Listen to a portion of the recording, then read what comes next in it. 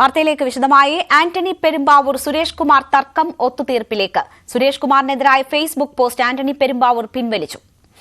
ആജ്ഞ രവീന്ദ്രൻ വാർത്തയുടെ വിശദാംശങ്ങളുമായി ചേരുകയാണ്. ആജ്ഞ, എമ്പുരാൻ ഉൾപ്പെടെ യാതൊരു പ്രശ്നങ്ങളും ഉണ്ടാകില്ല എന്നാണ് മനസ്സിലാകുന്നത്. ഇത് താൽക്കാലിക പരിഹാരം എന്ന നിലയിലാണോ, അതോ ഒരു പൂർണ്ണമായും പ്രശ്ന പരിഹാരത്തിലേക്ക് കാര്യങ്ങൾ നീങ്ങുന്നുണ്ടോ?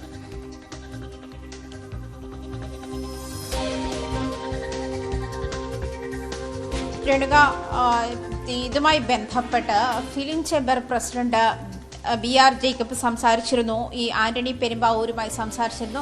അതിനുശേഷമാണ് ഈ കാര്യത്തിൽ തർക്കത്തിൽ ഒരു തീരുമാനമുണ്ടായത്. കഴിഞ്ഞ ദിവസമാണ് ഇതുമായി ബന്ധപ്പെട്ട് ആന്റണി പെരുമ്പാവൂരിന് ഫിലിം ചേംബർ നോട്ടീസ് നൽകിയത്. ഇതുമായി ബന്ധപ്പെട്ട് ഒരാഴ്ചയ്ക്കുള്ളിൽ ഇക്കാര്യത്തിൽ മറുപടി ഉണ്ടാകണം, ഫേസ്ബുക്ക് പോസ്റ്റ് പിൻവലിക്കണം തുടങ്ങിയ കാര്യങ്ങളൊക്കെ സൂചിപ്പിച്ചുകൊണ്ടായിരുന്നു ഇത്തരത്തിലുള്ള ഒരു മറുപടി നൽകിയിരുന്നത്. അങ്ങനെയാണ്.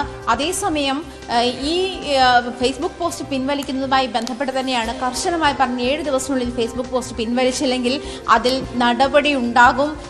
അതായത് ആന്റണി പെരുമ്പാവൂരിനെ സസ്പെൻഡ് ചെയ്യുന്നത് അടക്കമുള്ള നടപടികളിലേക്ക് ഫിലിം ചേംബർ കടക്കുമെന്ന് തന്നെയുള്ള സൂചനകളായിരുന്നു നേരത്തെ പുറത്തു വന്നിരുന്നത്. അതുമായി ബന്ധപ്പെട്ടാണ് ഇന്ന് ഈ നിർമ്മാതാവ് ആൻഡോ ജോസഫ് ദുബായിൽ വെച്ചിട്ടും ഇദ്ദേഹത്തോട് ആന്റണി പെരുമ്പാവൂരിനോട് സംസാരിക്കുന്ന ഒരു സാഹചര്യം ഉണ്ടായത്.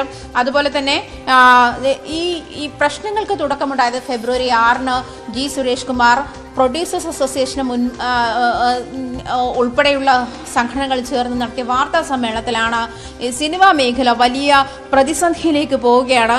ആ പ്രതിസന്ധി പരിഹരിക്കാൻ സമരപരിപാടികളിലേക്ക് പോവുകയാണ്. ജനുവരി റിലീസായിട്ടുള്ള സിനിമകളിൽ ഒരെണ്ണം മാത്രമാണ് മികച്ച വിജയമുണ്ടാക്കിയത്, ബാക്കിയെല്ലാം വലിയ ഫ്ലോപ്പായിരുന്നു എന്നുള്ള കണക്കുകൾ നിരത്തിക്കൊണ്ടായിരുന്നു ഈ G സുരേഷ് കുമാർ വാർത്താ സമ്മേളനം നടത്തിയത്.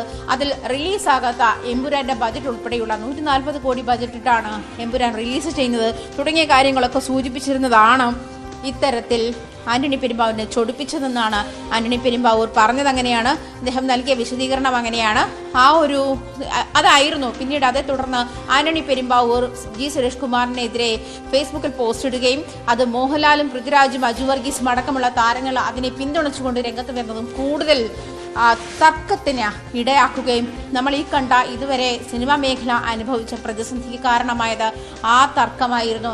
ആ തർക്കമാണ് പരിഹരിക്കപ്പെടുന്നത്. അതേസമയം സമരപരിപാടികൾ അതല്ലെങ്കിൽ സിനിമാ മേഖലയുമായി ബന്ധപ്പെട്ടുള്ള പ്രതിസന്ധികൾ പരിഹരിക്കാനുള്ള പണിമുടക്ക് ഒക്കെ ആയി മുന്നോട്ട് പോകും. ഇതുമായി ബന്ധപ്പെട്ട സർക്കാരിനെ കാണും, സർക്കാരിനെ എല്ലാ സംഘടനകളും ചേർന്ന് കാണും. ഇരട്ട നികുതി കുറയ്ക്കണം, വിനോദ നികുതി ഒഴിവാക്കണം, അതുപോലെ തന്നെ താരങ്ങളുടെ വലിയ പ്രതിഫലം ഒഴിവാക്കണം തുടങ്ങിയ ആവശ്യങ്ങൾ. മാത്രമല്ല ഈ സർക്കാർ പ്രിമൈസസിൽ ഷൂട്ടിങ്ങിന് അനുവദനീയമല്ല, ഷൂട്ടിങ്ങിനായി നിർമ്മിച്ചിട്ടുള്ള സ്റ്റുഡിയോകൾ ഉൾപ്പെടെയുള്ള സർക്കാർ പ്രിമൈസസ് ഷൂട്ട് ചെയ്യുന്നതിന് ഈടാക്കുന്ന വലിയ തുകകൾ, വലിയ വാടകകൾ തുടങ്ങിയ കാര്യങ്ങളിലൊക്കെ തീരുമാനമുണ്ടാകേണ്ടതുണ്ട്.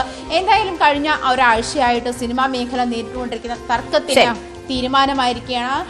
ഈ സമവായ ചർച്ചയ്ക്ക് ശേഷമാണ് ആന്റണി പെരുമ്പാവൂർ ഫേസ്ബുക്ക് പോസ്റ്റ് പിൻവലിക്കുന്ന ഒരു സാഹചര്യം കൂടി ഉണ്ടായി. എന്തായാലും പ്രൊഡ്യൂസർമാർ തമ്മിലുണ്ടായില്ല, അല്ലെങ്കിൽ സിനിമയിലെ അധികായന്മാർ തമ്മിൽ ചേരിതിരിഞ്ഞുണ്ടായിരുന്ന ഈ തർക്കം അവസാനിക്കുകയാണ്. പക്ഷേ സിനിമാ മേഖലയിലെ പ്രശ്നങ്ങൾ പരിഹരിച്ചു എന്ന് ഇതിനർത്ഥമില്ല. രേണുക, ആജ്ഞ രവീന്ദ്രനാണ് വാർത്തയുടെ വിശദാംശങ്ങൾ നൽകിയത്.